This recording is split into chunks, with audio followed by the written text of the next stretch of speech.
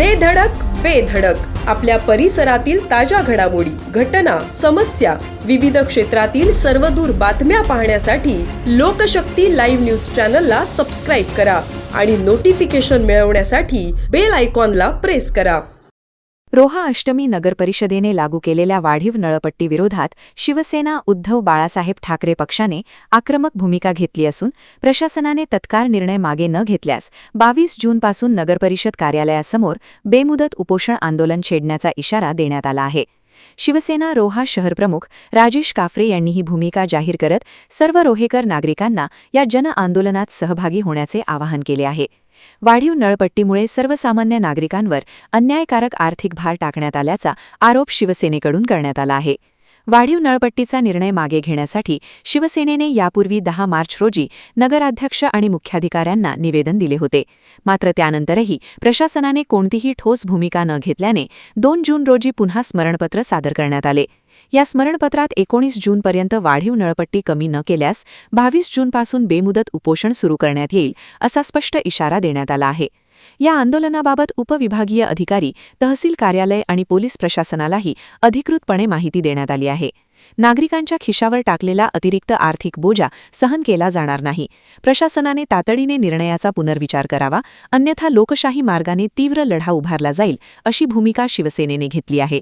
या आंदोलनात तालुका प्रमुख नितीन वारंगे, उपतालुका प्रमुख सचिन फुलारे, युवसेना शहर अधिकारी ओंकार गुरव, उपतालुका प्रमुख दुर्गेश नाडतर्णी, उपशहर प्रमुख प्रीतम देशमुख, मनोज लांजेकर, बाबू कडू, भारत वाकचौरे, नंदू भादेकर, रमेश विचारे यांच्यासह अनेक पदाधिकारी आणि कार्यकर्ते सहभागी होणार असून रोह्यातील वाढीव नळपट्टीचा प्रश्न आता राजकीय आणि सामाजिक पातळीवर चांगलाच तापण्याची चिन्हे दिसत आहेत. उपोषण करणं कारण एकच आहे, जी भरमसाठ नळपट्टी वाढीव दिलेली आहे त्याला आम्ही पहिला अर्ज निवेदन 10 मार्च 2026ला दिलेला, पण त्याचं उत्तर त्यांनी काही दिलं नव्हतं.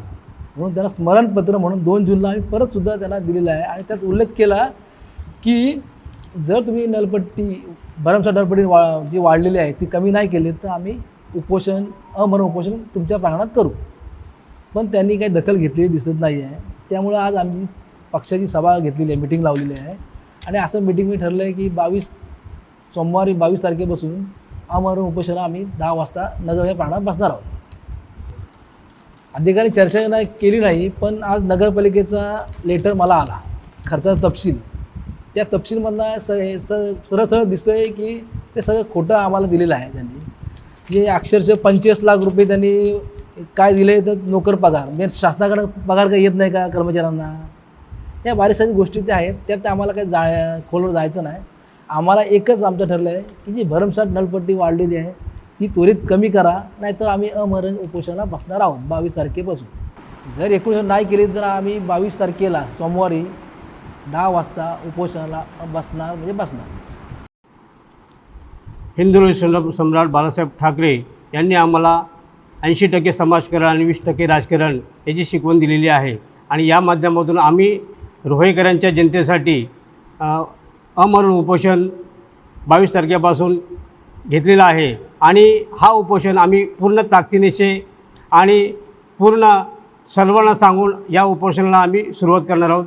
19 तारीख शिवसेनेचा वर्धापन दिन आहे आणि या वर्धापन दिनाच्या अखेरीस आम्ही हा निर्णय घेत आहोत, कारण 60वा हा वर्धापन दिन आहे आणि तो मोठ्या उत्साहाने आम्ही या रोहा तालुक्यामध्ये साजरा करणार आहोत.